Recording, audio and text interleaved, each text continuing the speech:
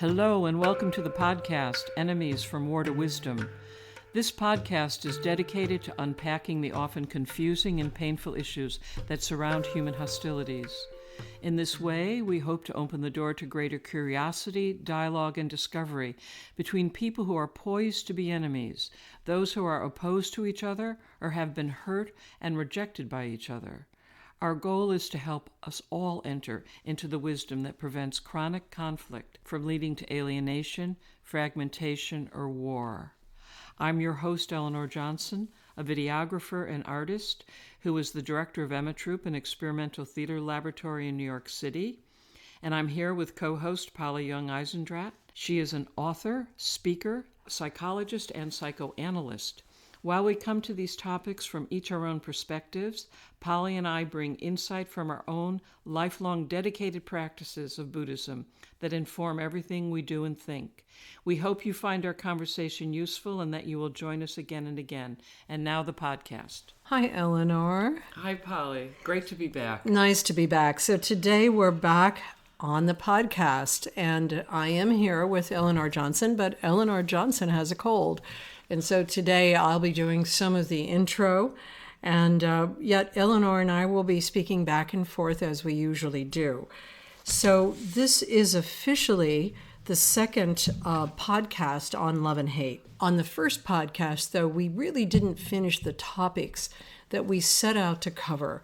So I am going to speak about some of the topics that remain from Love and Hate number 1, and then cover Love and Hate number 2. So bear with me on this. So I'm going to say that today we're going to be talking again about these two great categories of human relating, love and hate. And we are going to talk especially about what love is. Again, we'll review that, why it's not an emotion or a feeling, and what hate is. We didn't actually get to that the last time. And why hate is often contained within love, the love that we have especially for others who are close to us, the others on whom we depend. And then we are going to talk about the difference between love and attachment bonds, which we also didn't get to in part 1. Then we'll talk a little bit about why we need to understand love as really different from the biology of attachment bonds. These days, the two often get confused. People start talking about love as though it were a biological kind of motivation, when actually it is essentially a higher human way of relating. And it cannot depend on biology, because otherwise there wouldn't be a lot of reproduction going on for human beings if we really had to love each other in order to reproduce. And so we'll talk about the differences between the biological kind of, let's say, working model of attachment bonds and the spiritual path of love. That is why love transcends the biological and how it actually opens us to a different way of seeing ourselves and others. And then we will talk about attachment bonds among adult human beings, which is called adult pair bonding. So those are the topics we're going to cover. And I wondered, Eleanor, if you wanted to come in here at any point right now in terms of the things that I've said. Is there anything you want to be sure that I cover that I haven't mentioned? No, I think maybe to remind our listeners a little bit about how you see the self. Good. In relation to how you're defining this. You said something, I think it was in our last broadcast, about the self is not inside us. Yes. And so just that just to say a little bit more about that. And then also, I'll say more when we speak about the spiritual aspect of it as a non-psychologist. Well, good. I'm glad to begin with the self because it is, again, something I want to review, something I've come back to again and again. And of course, that does come from our Buddhist roots, from all of the training we've had in Buddhism, because Buddhism says, let's look for the self. Let's see where it is. Is it inside of our body? Is it outside of our body? Is it something that comes about as a result of something? Is the self a thing? We're very protective of it, and so is it a thing? And again, I have said that the self is an interactional process. It is a process that forms in our early life. We're not born with it. It forms in the first year to 18 months as we experience ourselves as being embodied inside of a body and separate from something that is outside. At first, we're not having that experience as an infant. And then gradually, we develop what's called an identity, which is a kind of a narrative about this is the kind of person I am, this is the kind of body I'm in, this is the kind of family I come from, this is the kind of language I speak, this is the culture, the society, the beliefs, the ideals. These are all narratives that we have about this thing that we call self, which is always a story about self and other from its beginning. There are things that we identify with, and our families tell us right away, we are these kinds of people, and the others are these other kinds of people. So self is always including other. So we're always selfing and othering. We're not just inside of a body with something called a self. So again, it's a habitual, interactive process. It's dynamic, it can change, and yet it rests very strongly on the kind of repetitive narratives, the ways that we talk about ourselves, think about ourselves, talk to others about ourselves, and so on. So that's a really good place to begin, because it also allows me to review just this one other thing that I think is so fundamental to understanding love, which is that love is not an emotion.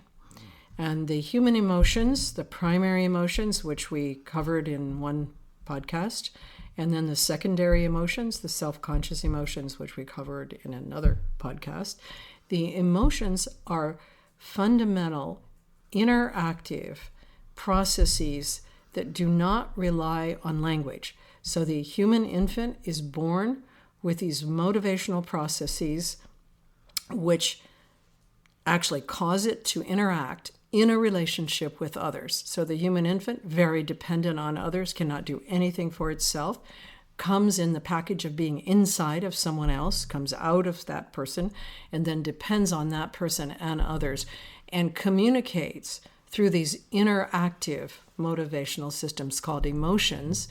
And as we talked about it, the primary emotions, joy, curiosity, disgust, sadness, and fear, those emotions organize us in a very primary way with others before any language, before any knowledge of identity or anything. And then the secondary emotions come in somewhere around 18 months, 24 months. They organize a sense of self in relation to others. Things like feeling jealous, feeling envious, feeling pride, feeling guilt, and shame. And we've talked about all those in other podcasts. So you can see that initially we're programmed in this interactive emotional way that doesn't have any language or story associated with it. Gradually, what comes about is that we associate a story with the sense of self, and then that story also includes others, the others that are not like us.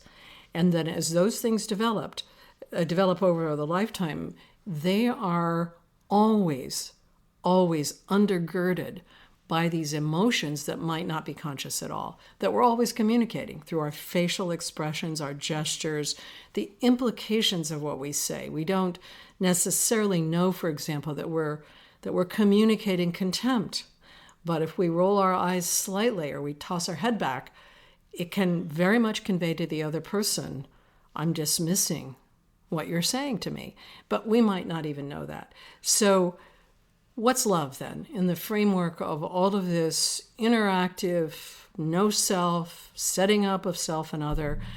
I would say that love is actually a certain kind of attitude towards another. It's a kind of a practice towards that other, a practice, an attitude, a discipline in which you, first of all, really want to know the other. You want to get to know and become familiar with the other in the way that the other also sees herself or himself or themself or whatever the self is that other is identifying with. And so first you have to know your beloved. Then after you know your beloved, and this is the really, really hard part, you commit yourself to accepting your beloved just as your beloved is.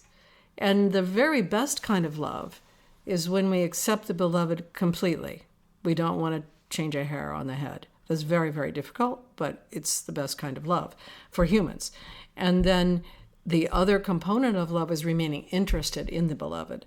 So that interest includes desire for the beloved. It includes the desire to get close to the beloved, to know again and again what that person is experiencing, what that person's feeling, how that person sees the world.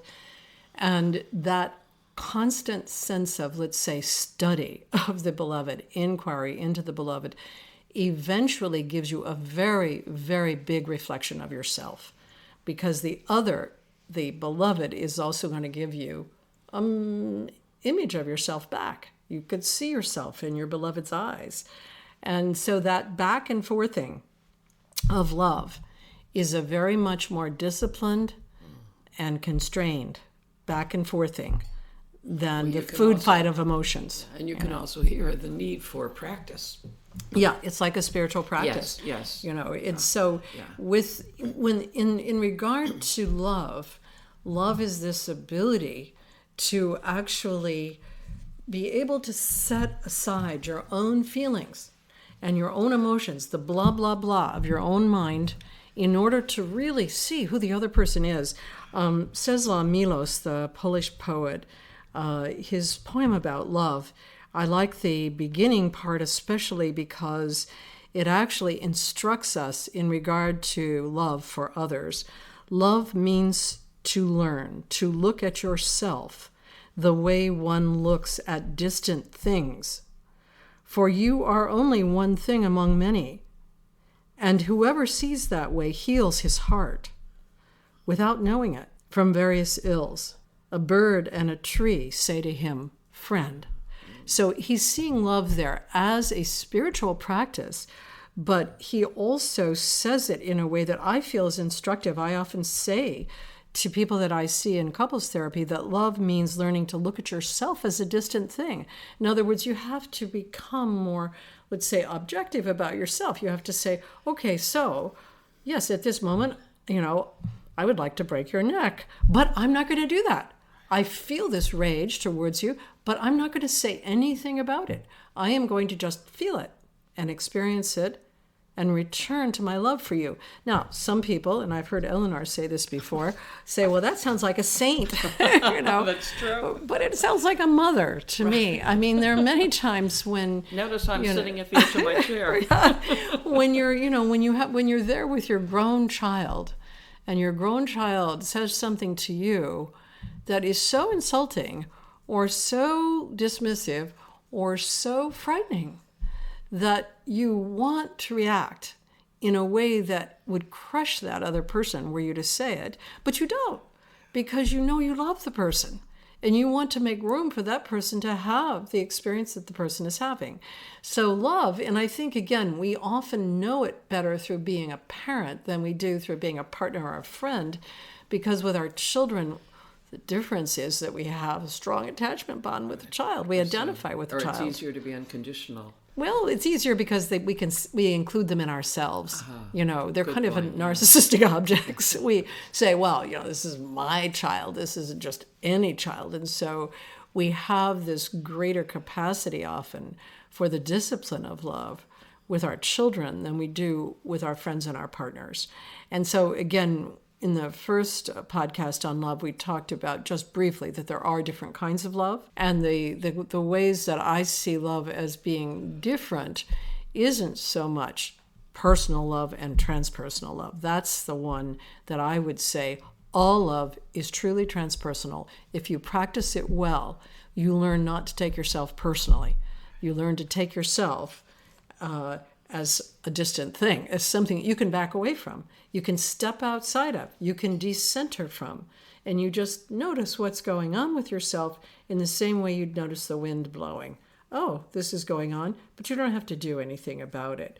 So that sense of transpersonal and personal, I think, are not so different. But I think the parent-child love, the partner love, the friend love, they have different flavors. They have different flavors in them that make them different, And I think really with loving our children, we often have more of that true ability to practice these kinds of ways of perfecting ourselves, the paramitas, the perfections, where we practice patience, we practice perseverance, we practice generosity with our children. Or we come to, as I'm listening to you again, I realize that a lot of people have lost the ability to understand what love is. Yeah, they confuse so it. They get locked into all this negative response and create conditions that are the opposite of what they want to create in their relationship, but it's like they've forgotten what love is.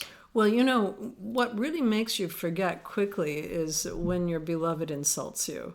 You kind of forget in the moment that this is a friend, that this is not the enemy.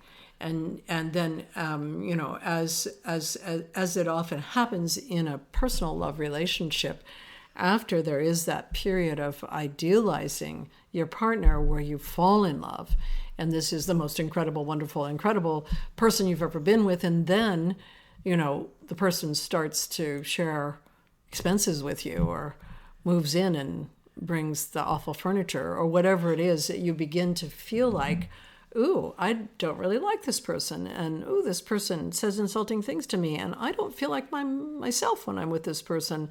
And then, you have the potential to create an enemy with your beloved because you're protecting yourself so much that you just react, and you react again and again.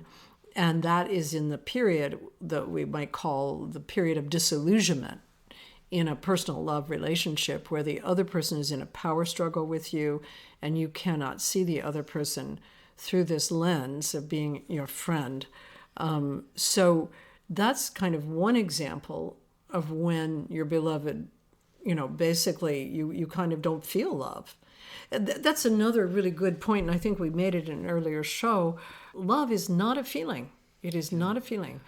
Because we expect it to transcend all of the feelings and emotions that we have. We expect it will endure. True love endures through all of these changes. And endurance involves faith, and involves trust, and involves these in a sense, could I say higher emotions almost?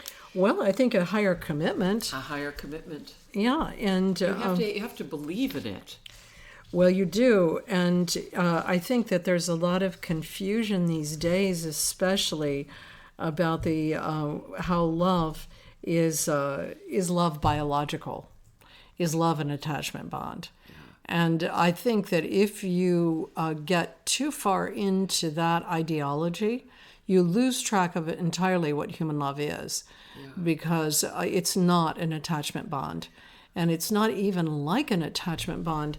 An attachment bond, I will talk about that, since I think that we haven't yet set out. We haven't said that much about attachment bonds. Right. Yeah. They're biologically built in to human beings, just like they are to the higher animals, to the mammals. And we see our attachment bonds.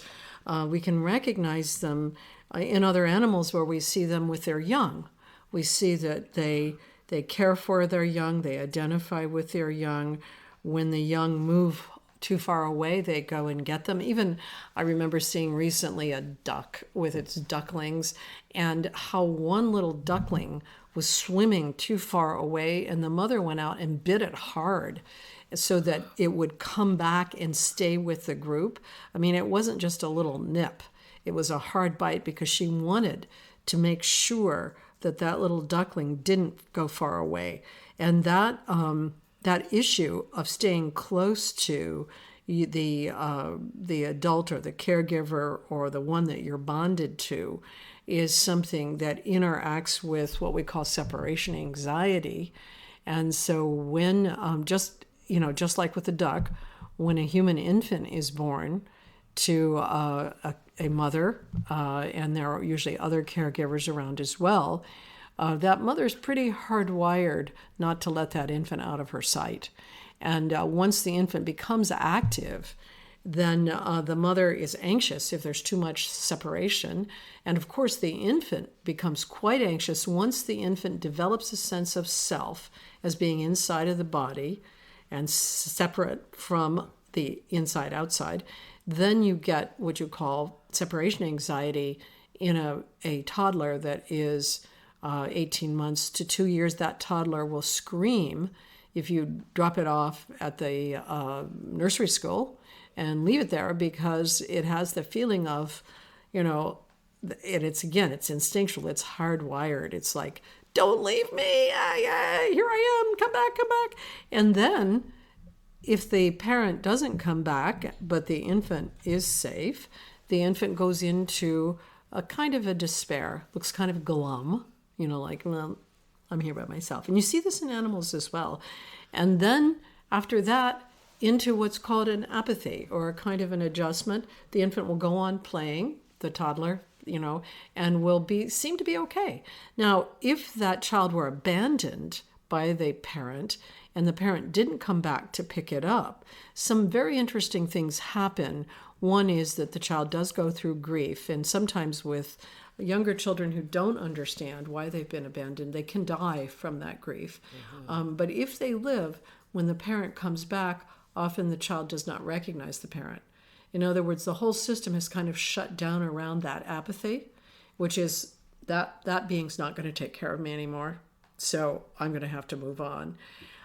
So these are all biological parameters of attachment bonds. So the attachment bond forms between a caregiver and an infant, and it forms as a result of the caregiving, the rocking, the hugging, the kissing, the sort of, I love you, you are safe, you can eat, I will feed you, I will care for you, I will make you comfortable. In fact, the infant sort of feels like, I've got you under my control. When I scream, you come.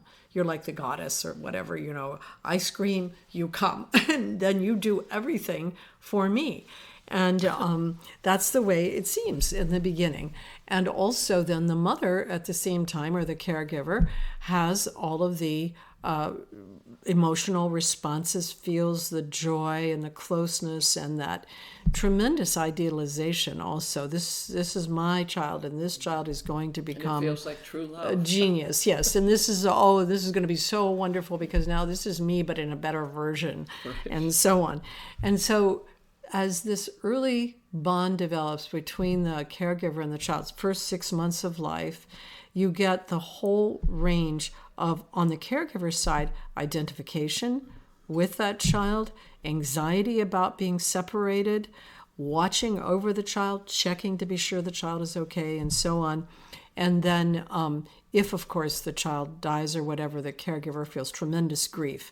You get the development of that same range of emotions in the child once it develops the self-conscious emotions and feels its own separation. So from about 18 months to 2 years, the child then develops a full range of attachment bonding, and also the anxiety about separation, and then the grief if there is a complete loss. So in the early development of human beings, there is a very, very long dependency. Everybody has noticed this. And so the dependency lasts at least until the human is about, well, it's hard to say, different cultures, sometimes there's a little more independence, but really until about 14, the child cannot really govern itself, and does not govern itself very well at 14. The brain isn't mature until the child is 25 or so. But the governing of oneself, which is where you become your own, the captain of your own ship or whatever, you make decisions for yourself and so on. It's a gradual development. And that's the gradual development of the sense that you have a self and that you're responsible for that self. And that develops in human relationships. It doesn't develop as a result of some technology or some physical thing. It's a result of being in relationships where you see the others and you interact with the others. And then, of course, by that time, you have language, you have culture, you have the identity, you have the whole thing. So, but those attachment bonds where we identify with someone, we care for them as a result of that identification, we become anxious when we're separated, we become enraged if we are abandoned, and then we go into grief and pain if we lose the other. That is a natural parameter of human relationship. and we repeat it in adult pair bonding. When we bond with somebody through a sexual relationship as adults, we do the same hugging and kissing and rocking and baby talk and everything that we did in the early attachment bond. But now we do it, and we include genital sex with it as well. Sex has its own parameters, and it also has its own demands and its own power and so on. But the sex and the pair bonding have a particular character. And so after you've had sex with an adult partner about 3 to 6 times, unless you have a sort of personality disorder, you're a sociopath or something, you begin to feel bonded. You feel that same kind of identification. And so even if you don't like the person, if you're having sex with them, you start to get anxious about where they are when they're out there doing their own thing. You start to identify, you start to want to possess, because those feelings are already built in. You've already got the full array of attachment bonding. And this has nothing to do with love. As I said to people, you could, if you have sex with Genghis Khan, 5 or 6 times, you're going to be bonded to Genghis Khan. Genghis Khan might be a monster and you might not like Genghis Khan very much, but you'll feel the bond. You'll feel identified. You'll feel anxious when Genghis Khan is doing something else away from you and might be bonding with others, and you might lose, and you will feel grief when you lose that Genghis Khan person. So that's really different from love. It intersects with love in a sexual relationship where you fall in love and you idealize the other person, and then you begin to have sex and you have a pair bond. And pair bonding has lots and lots of things. There are hormonal responses to the pair bonded other. There are physical responses, and there are attachment bonding responses. Again, none of those will produce love in the way we were talking about. None of those will make you see yourself as a distant thing, for example, or give you the skills to step outside of yourself and really be interested in the other person. That's a different animal. And it seems like people have confused sex and love. They've confused attachment bonds and love. And consequently, they often do not know that they have to do a certain kind of thing to love another person. And it doesn't mean that they're attracted to the other person. It doesn't mean they desire the other person. It doesn't mean they idealize the other person. It means that they're actually interested in getting to know the other person, and then eventually in accepting the other person as truly a different subjectivity, somebody who is not me, and about whom I might have very negative feelings sometimes, but I will always return. I will always be interested because I have a spiritual commitment to the other, which allows me to actually get to know another individual as though that individual were absolutely fascinating, always interesting, come back again and again to it.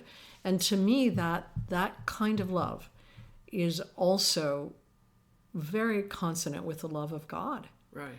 That well, God I'm is thinking like that. too, as I'm listening, that understanding at the deepest personal level all that we've been talking about helps you to understand how to move from war to wisdom.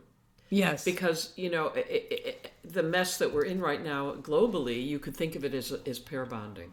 Yeah. Well, it's in a way. we're There's the higher resonance that's necessary to understand how we can come into some kind of cohabitation or communication, dialogue, whatever, and handle difference.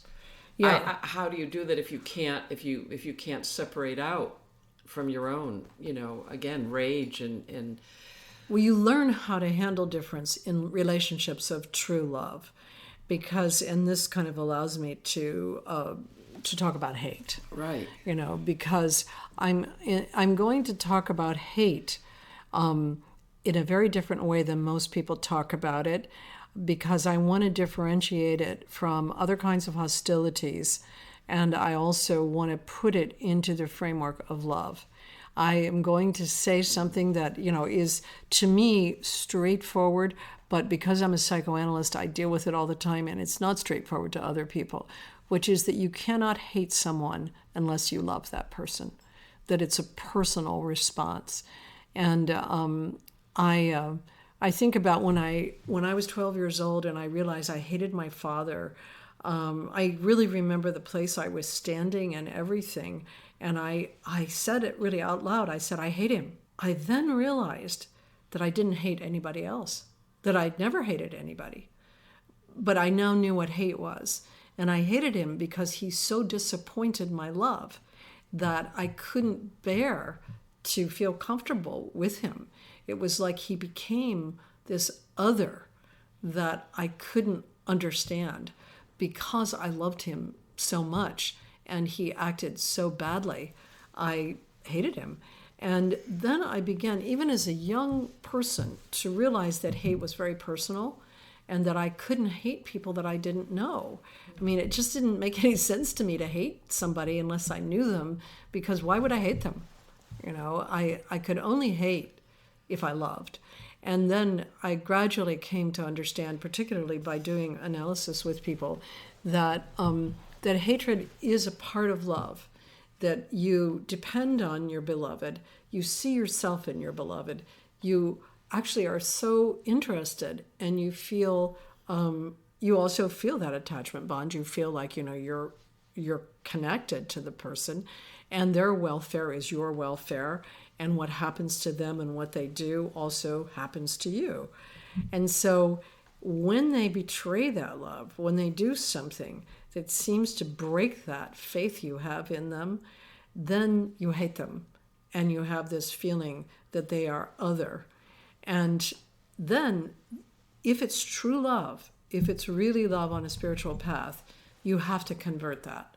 You have to actually come back and find out again, who is this person? And what did this person experience? Why did that person say that? Why did that person do it that way?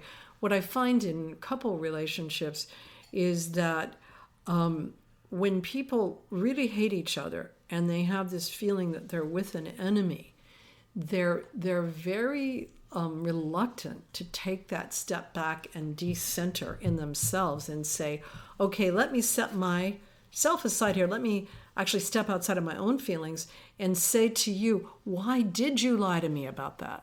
And then truly want to know why you lied to me about that. That takes a lot of spiritual discipline. To me, that isn't just psychological maturity. You could call it psychological maturity. You could say, okay, you know, you're psychologically mature when you can really work with your own feelings and emotions. But I think there's something extra that comes in because you recognize that love, and that personal kind of love, that true love that you feel for the other person, it can't be substituted for.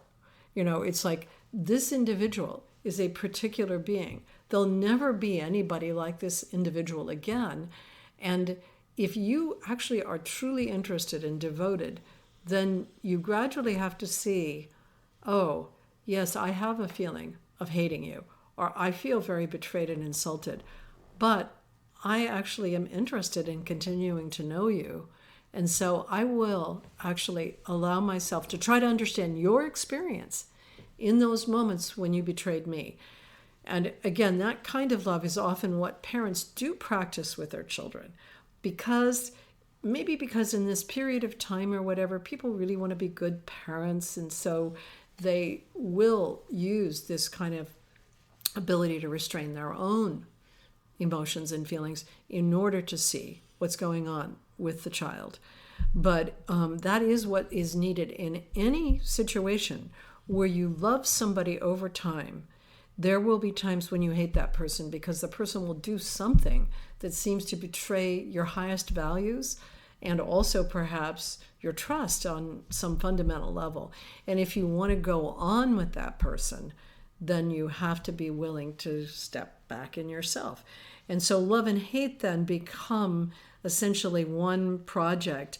The psychoanalyst Donald Winnicott really pointed this out in saying that, you know, if you love, particularly he was a child psychiatrist and he worked with children, if you love a child, you have to be willing to be hated by the child. The child will break you. The child will break your heart, but you will continue. The love will frame it, will enclose that hatred again and again and again. So in that way, and this is the way I'm talking about hate, love and hate together are actually the path of true love.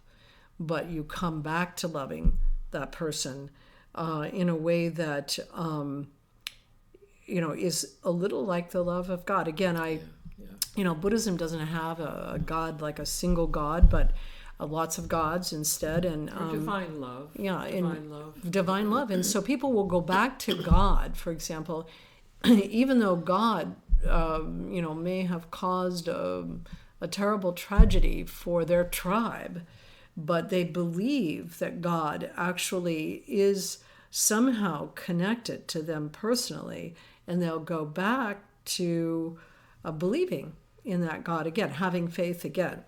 So in that way, this kind of path of love is like a path of faith, like you mentioned earlier, that there's a faith and there's a trust, but the trust and the faith are actually in the discipline of love. They're not specifically in yourself or the other person, because you and the other person are going to make like thousands of mistakes, and you're going to do a lot of unconscious emotional damage to each other. But if you come back to the practice of love, then you come back to that sense of continuing to be interested, continuing to want to know, and then to want to accept the other person. And that other person, with their flaws and their limitations, has come through a whole growing up process themselves, and they have their own narratives and their own habitual ways of responding. So in that way, I see love as containing hate and being a spiritual path that cannot be substituted by any other kind of path. I mean, it is the path of loving a particular individual. It's not just people in general, because I was listening to Billy Collins read his poem Aimless Love this morning because I wanted to hear the poem again. And he talks about the kind of love that we have that is kind of the love for the world, the love for the bird or the wind or for him, he talks about a dead mouse under the table, and that the mouse, he has this love for the mouse is still wearing his little brown suit, and the love for the bar of soap, or these kinds of love are easy compared to this other thing. Or again, in thinking of the enemy, when I'm thinking of, kind of the base level with reconciliation, that if you don't have that deeper belief, commitment to a higher love, how can you really take part in reconciliation, where you really embody the forgiveness, you hold the mercy, and that even though it's not reciprocal often or mutual or any of that, you still hold to the deeper presence of that love.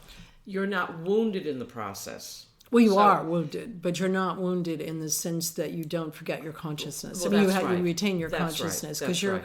And the thing is, it is possible to forgive, and it is possible to show mercy, often when it's not personal.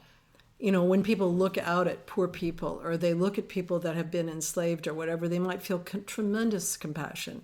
They might feel, I give an example in the book that I wrote, Love Between Equals, where you listen, you go out, you're going to, let's say you're in a mindfulness retreat, and there's somebody there, a young person, who talks about flunking out of college. And you listen to the story this person tells, and your heart is just open, because you understand how much they tried and how the circumstances didn't work. And you come home, and your child comes in and says, I flunked out of college. You don't tend to have a compassionate reaction at that moment, because you're identified with that person. And you, in a moment, you see your whole life is going to be changed as a result of your child flunking out of college.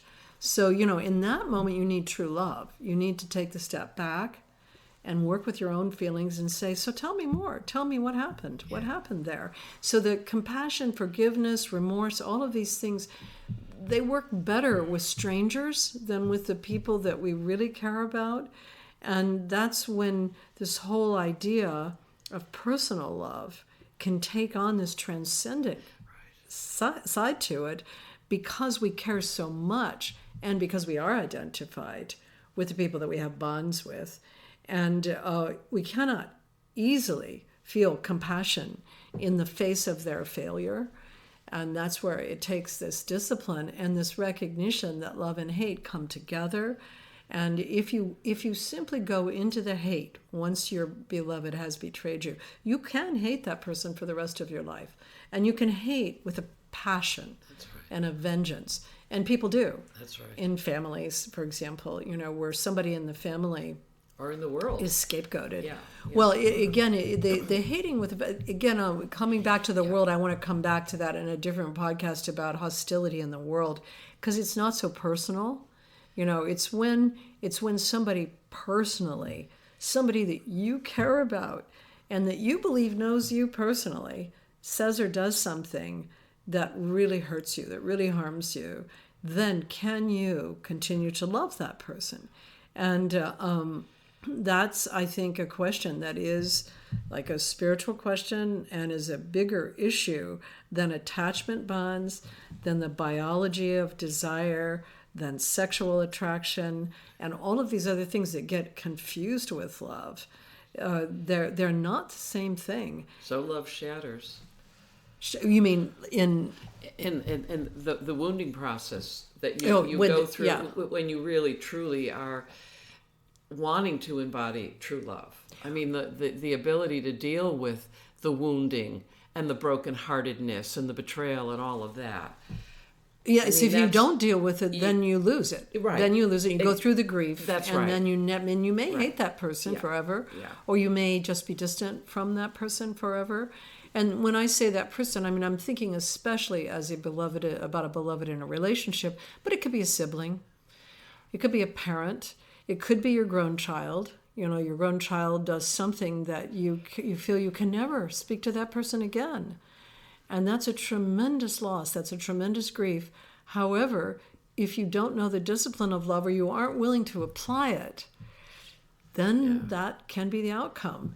Right. And so again, if we think about biology is about, the way we look at it these days, it's about the survival of the species. And so if it depended on this kind of love, this thing that I'm calling true love, we'd never have a species. There's a poem by this Polish poet named Wisława Szymborska called True Love. And I just read a little bit of it because she's looking at it from the point of view of when you fall in love and you feel you've truly found a witness. You feel you've found someone who's like you, who will know you. And she says, true love, is it normal? Is it serious? Is it practical? What does the world get from two people who exist in a world of their own? And then she says this has something to do with the light that descends from nowhere on these two. And she goes on to say, true love, is it really necessary? Tact and common sense tell us to pass over it in silence, like a scandal in life's highest circles. Perfectly good children are born without its help, and it couldn't populate the planet in 1,000,000 years. And I think that that's the point, again, about the difference between the biology of attachment bonds and the true love that we're talking about as love that contains hate. Right. So that, I think, is it sort of puts the whole thing together. This kind of love is not an attachment bond. And it actually cannot be the kind of thing that brings together two people for reproduction, because it requires a spiritual skill and it requires a commitment, and it's different from falling in love or having a romance or just having a baby and falling in love with your baby. That baby is going to grow up to be a person, a human being grown up, who might very much disappoint you. And can you still be interested? Can you still go on? I mean, a thought that comes to me with Wisława Szymborska is that when I was in Poland dealing with the Second World War, she was the poet that I chose to dialogue with because I felt that she had such a capacity to bring through that, again, that deeper space of understanding in terms of the extraordinary conflict that ripped that country apart. Right. And her poetry was such a source of strength for me during that time, and she's very, very dear to me. So again, I deal so much with war and the world and the way that you deal with the individual, and it just feels so synchronistic that you bring her into the dialogue this morning. And well, you know, the one other thing about her poetry, and it goes back to something you and I have talked about before, she reaches for what I would call the human aspect instead of the biological or the natural. And I don't know that all these distinctions are really worthwhile, but I think there's a confusion right now that a lot of people actually confuse something like this human love with biology of attachment bonds. And the thing is, as we've talked about it many times, human beings can do these things that other animals cannot. We can take the step back. We can examine our own thoughts and feelings. We can see ourselves as a distant thing. Another Polish poet. Right. And we don't have to do the animal thing.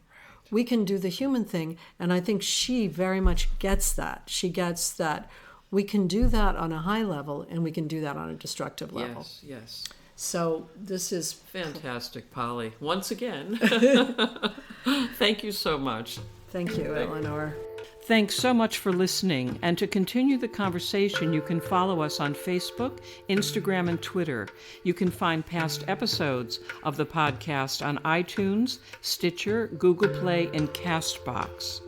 Enemies from War to Wisdom is recorded and produced by Chris Coltrane.